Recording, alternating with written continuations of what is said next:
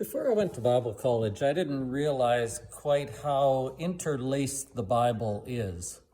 What I mean by that is that it doesn't read like a normal book where you just start at one end and go to the other and the next chapter just follows the last one. In fact, in a lot of places, the Bible is interlaced, that there are pieces that are over here that belong over here as well, that they're connected.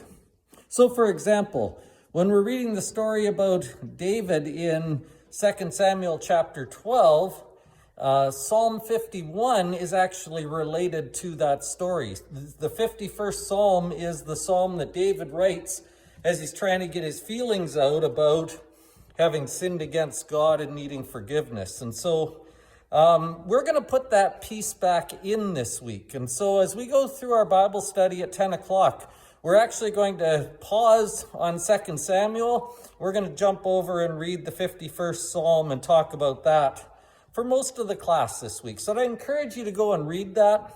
I'd encourage you to go see what that has to say about God and forgiveness and about the power of a contrite heart of repentance and just taking our sin seriously. There's lots there to learn, and we'll have lots to discuss. Psalm 51 is where we will focus in our Bible study this week. In our sermon, we are in 1 Peter chapter 1 still. If I were to ask you, do you know what the gospel is? You would probably say yes, and then you'd give me some definition that probably included something about the cross and Jesus' death, burial, and resurrection. Maybe you would talk about faith. Maybe you would talk about baptism. Maybe you would talk about belief.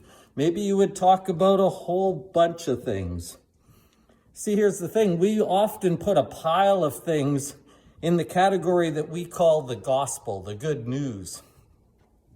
And in some ways, that's okay. The gospel and the good news about Christ is full of a lot of detail. There are a lot of things in there you could talk about. But interestingly, I don't know if we know the gospel the way the New Testament writers did.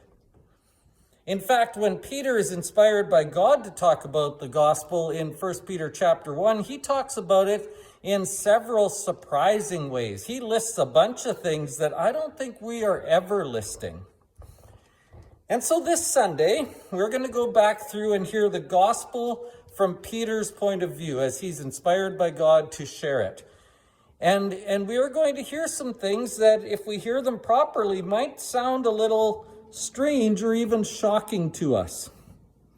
But that's good, because we need to hear the real message so we can live the real message and so we can share that real message. The sermon this week is called The Unexpected Gospel.